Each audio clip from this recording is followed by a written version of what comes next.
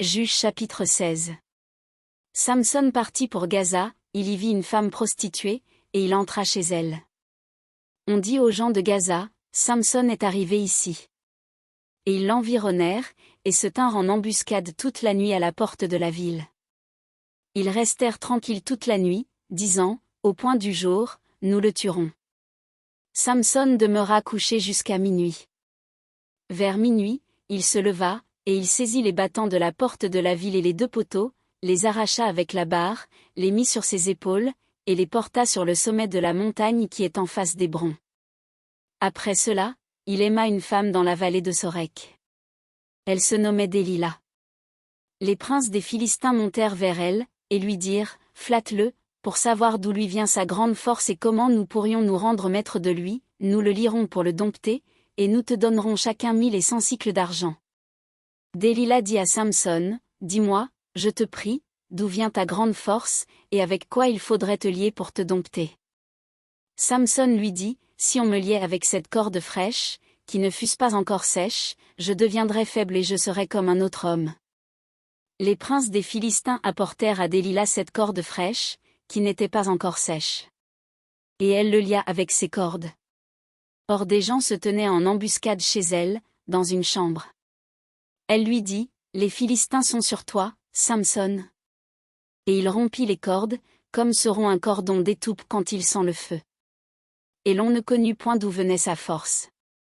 Délila dit à Samson, voici, tu t'es joué de moi, tu m'as dit des mensonges. Maintenant, je te prie, indique-moi avec quoi il faut te lier. Il lui dit, si on me liait avec des cordes neuves, dont on ne se fût jamais servi, je deviendrais faible et je serais comme un autre homme. Délila prit des cordes neuves, avec lesquelles elle le lia. Puis elle lui dit, les Philistins sont sur toi, Samson. Or des gens se tenaient en embuscade dans une chambre. Et il rompit comme un fil les cordes qu'il avait au bras. Délila dit à Samson, jusqu'à présent tu t'es joué de moi, tu m'as dit des mensonges. Déclare-moi avec quoi il faut te lier. Il lui dit, tu n'as qu'à tisser les 7 tresses de ma tête avec la chaîne du tissu. Et elle les fixa par la cheville. Puis elle lui dit, les Philistins sont sur toi, Samson. Et il se réveilla de son sommeil, et il arracha la cheville du tissu et le tissu. Elle lui dit, comment peux-tu dire, je t'aime? Puisque ton cœur n'est pas avec moi? Voilà 3 fois que tu t'es joué de moi, et tu ne m'as pas déclaré d'où vient ta grande force. Comme elle était chaque jour à le tourmenter et à l'importuner par ses instances, son âme s'impatienta à la mort.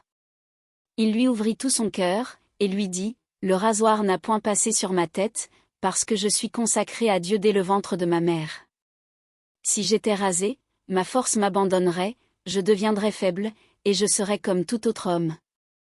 Délila, voyant qu'il lui avait ouvert tout son cœur, envoya appeler les princes des Philistins, et leur fit dire, montez cette fois, car il m'a ouvert tout son cœur. Et les princes des Philistins montèrent vers elle, et apportèrent l'argent dans leurs mains. Elle l'endormit sur ses genoux.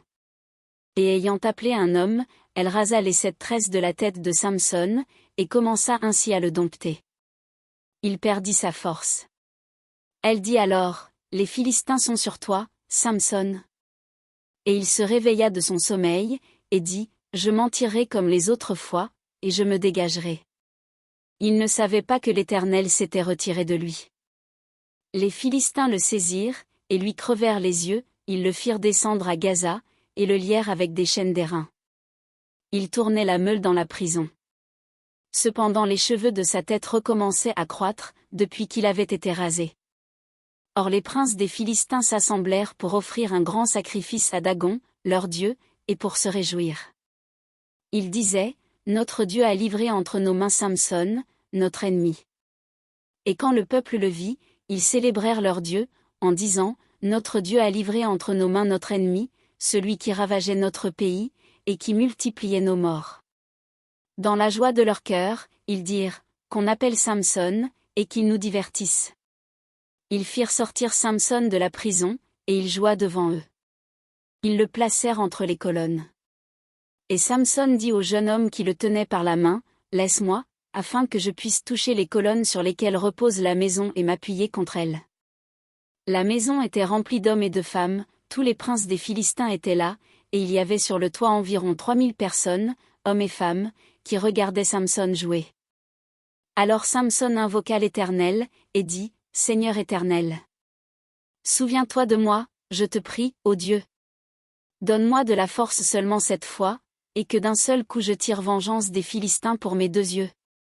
Et Samson embrassa les 2 colonnes du milieu sur lesquelles reposait la maison, et il s'appuya contre elles, l'une était à sa droite, et l'autre à sa gauche. Samson dit, que je meure avec les Philistins. Il se pencha fortement, et la maison tomba sur les princes et sur tout le peuple qui y était. Ceux qu'il fit périr à sa mort furent plus nombreux que ceux qu'il avait tués pendant sa vie. Ses frères et toute la maison de son père descendirent, et l'emportèrent. Lorsqu'ils furent remontés, ils l'enterrèrent entre Tsoréa et Eshtaol dans le sépulcre de Manoch, son père. Il avait été juge en Israël pendant 20 ans.